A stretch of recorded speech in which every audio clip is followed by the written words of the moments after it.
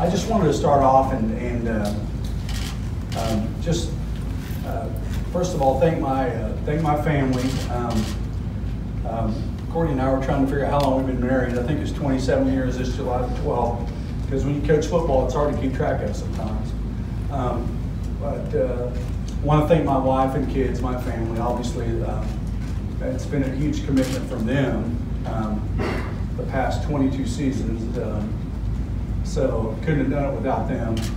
And then probably in no particular order, my direct staff, Coach Dillingham, Coach Burns, Donna and Terry, for taking care of so many things and making the football program a special place.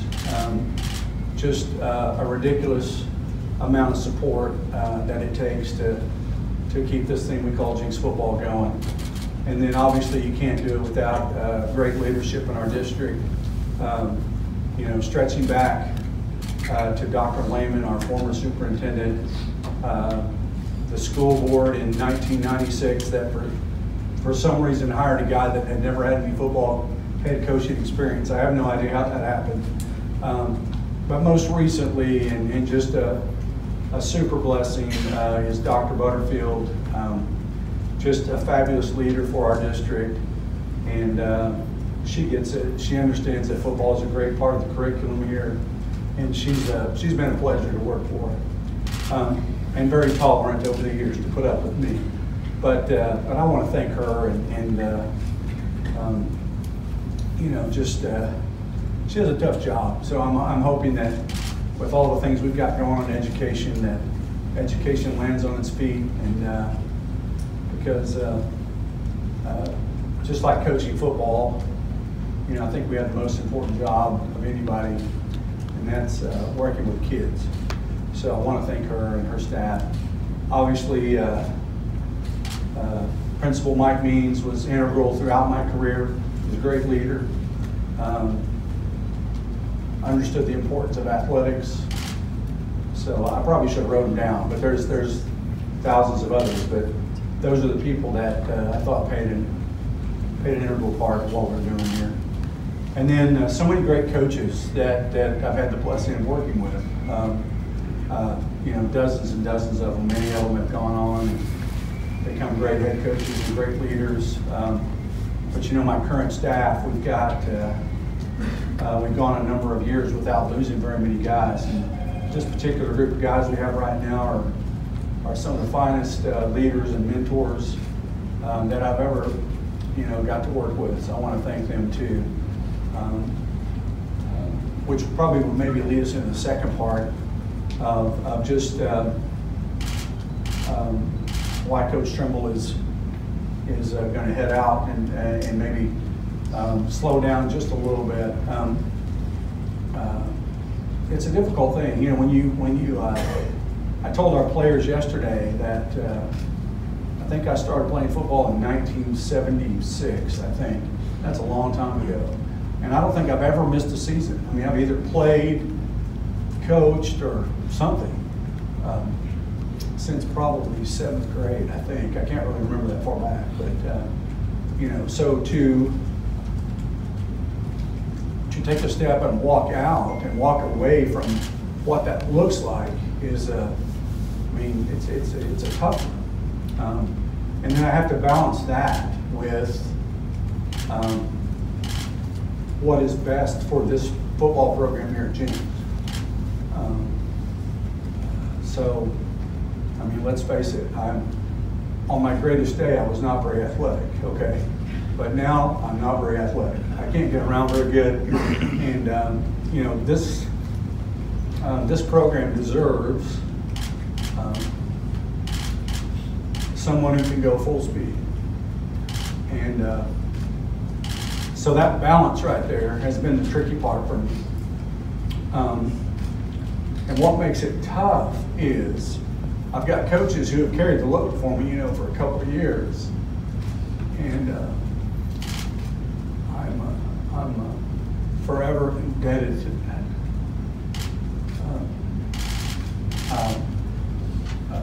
Great men. Hopefully you guys will do some good editing, right? But we have great men that are great people for our kids. And, you know, I don't want to leave that. I mean, I don't know anything else I would do. But I think in my heart that it's time to get some new air in the sails, to put a man in my position that physically and emotionally can grind it out. And so that's kind of what I base my decision on.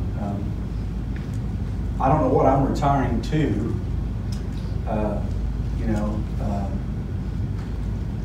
My plan is never to work really, really hard and then just quit and walk away and do nothing. So I don't think that's my plan.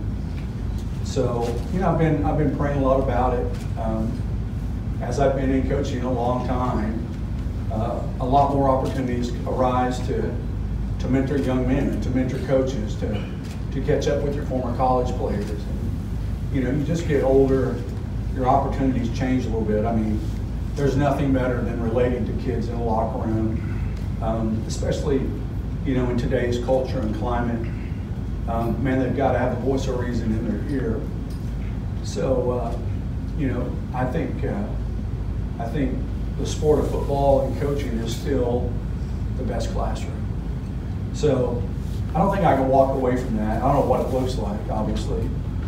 So I'm not finished mentoring.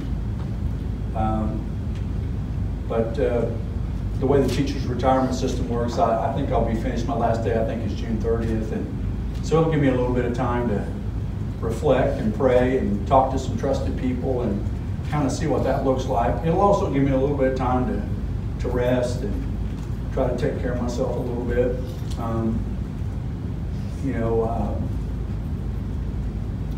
ALS is very unforgiving. You get tired.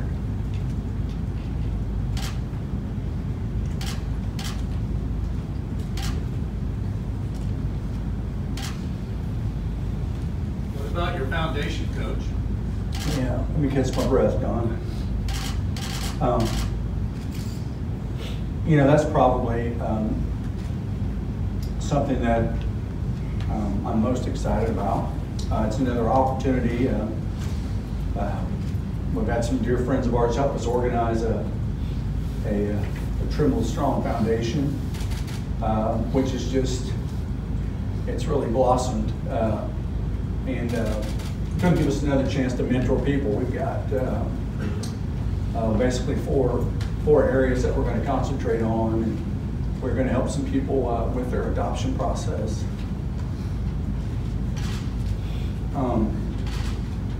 And we're going to, we sponsor a school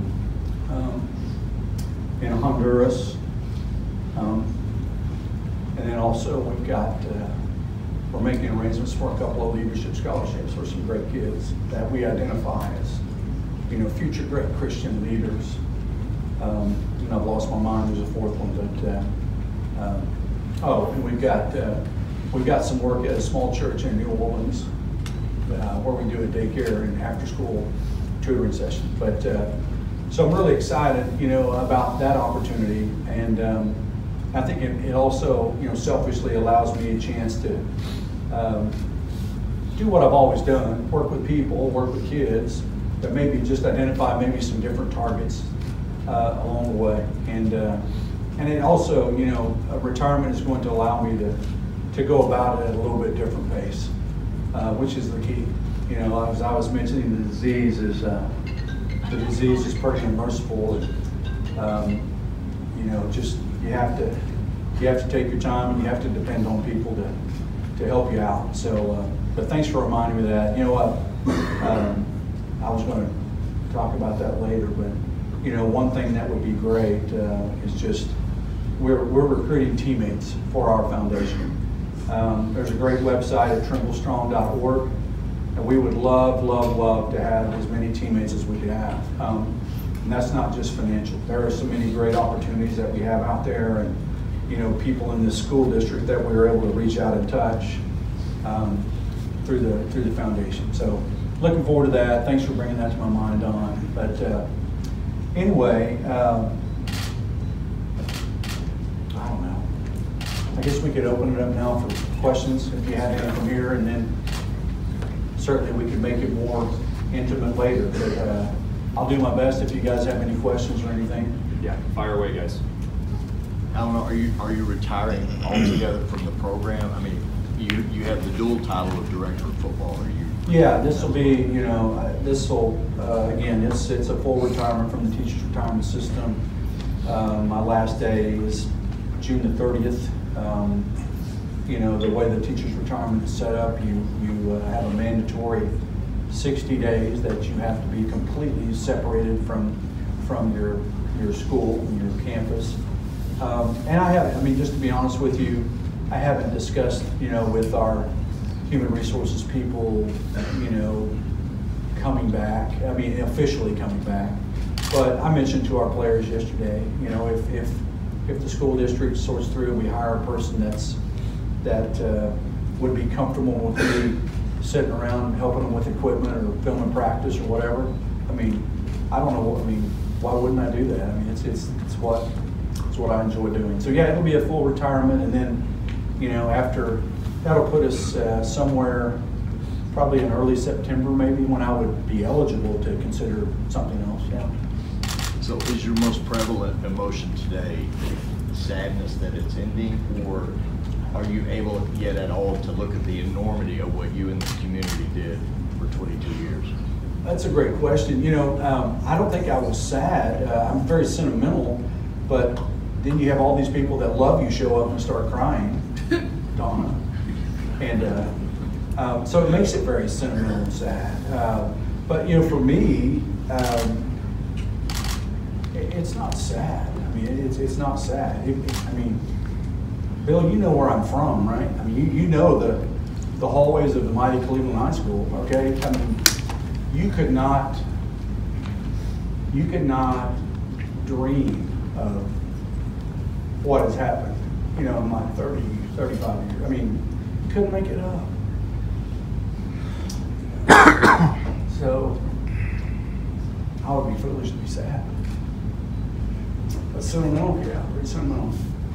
So yeah, it's been you couldn't script it, you couldn't even make it up. So it's been such a blessing. God has just blown it out. What else? Coach, you talked about your staff the last couple of years, a little bit how they've helped you keep on going here. When you think not just about them and the team, but just this whole community and the support you've gotten, what has that meant to you, them helping you coach the last couple of years? Well, it's, I mentioned this to our players. Both of my children graduated from here. They're lifers. We go to church here. You can't, and the media does a wonderful job, don't get me wrong, but unless you have walked in that locker room, unless you have had a kid go to school here, you have no idea the foundation and the inertia that your kids get from this community and this school. It's ridiculous. Everything that Jenks tries to do, if your kid wants to be good at music, he's at the right spot. If he wants to be good in debate, he's at the right spot. If he wants to be national merit, he's at the right spot. It's a crazy thing. It's not brag, it's just fact. But the number of people, the school board members who donate their time and yet still cast that vision and that expectation of excellence. I wouldn't trade this for nothing. It's been great. Coach, there's the difference between what we know if we've been in that locker room with you and then the rest of us who don't. So we talk about 242 victories and 13 state titles, and the fact that people all over the country and know high school football know Jenks. But from your perspective, what are you most proud of? Well, that's a tough one.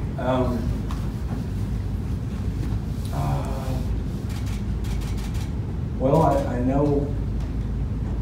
know it's not the trophies, because I'd been done a long time ago with that.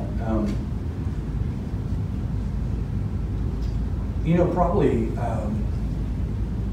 some of the great people in my life along my journey. All the way back to my my high school football coach, Ron Wolf, who's a Jenks alumni, believe it or not, to some of the guys I coached with at Owasso, at Jenks. Kind of, you know, as a young man, as a young player, they lit my fire, they motivated me. They taught me the importance of being a good mentor and teaching, because, you know, right now, coaching football the right way is very unpopular. In fact, it's countercultural. To get a group of kids to do what we get them to do is ridiculous by social standards right now. So probably what I'm most proud of is, and again, I'm not taking credit for it, but this environment, this Jenks environment, and namely in the locker room with coaches, has produced some great kids. I mean, they're great men. So maybe, I don't know, making the woodpile a little harder than it was when I got here. You know, yeah, I mean, that's it. You know, mainly just in helping young men become better young men. Coach, what was it, you know, at the end of the season, you say you didn't want to have time to reflect. What were those reflections like? And then you obviously traveled a bit. What were those reflections like from the end of the season to now that led you to this decision? Yeah, God, Harold, if you know me, I jump over the fence so many times. Kind of like what I said a minute ago, you know, I've been so glad. I mean, it's just ridiculous, the great people that have come our way. I mean, from the people I work for, the people I work with. I mean, can you imagine a coach getting to work with the kids that I mean, go down the roll list of the guys who have come through this high school and I get to coach. It's crazy. So ultimately, I just, I have to slow down a little bit. And in my heart, I feel like that me slowing down and putting someone else in this position will elevate our football program to a higher level. I mean, that's the bottom line. That's the bottom line. That's just kind of where I'm at, and there's a level of me that's very excited to see what happens next. Let's go one more, guys. Will you be involved, Allan, in helping identify the next head coach here?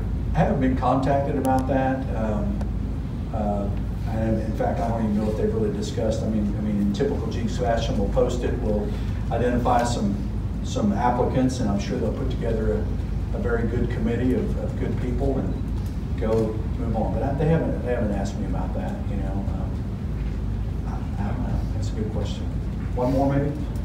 What do you hope your legacy will be? How do you hope to be remembered?